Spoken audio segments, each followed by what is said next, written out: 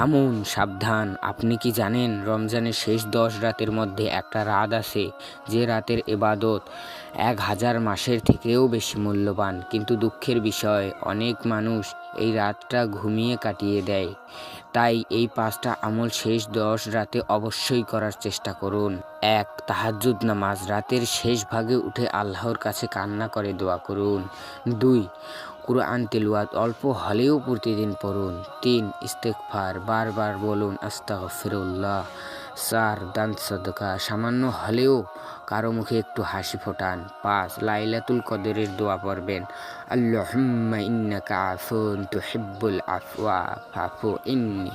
হয়তো এই রমজানই আমাদের শেষ রমজান, তাই দয়া করে লাইলাতুল কদর মিস করবেন না ভাই। ভিডিওটা ভালো লাগলে লাইক দিন এবং দ্রুত গতিতে শেয়ার করুন আর কমেন্টে লিখুন আল্লাহ আমাদের লাইলাতুল কদর পাওয়ার তৌফিক দিন। আমিন।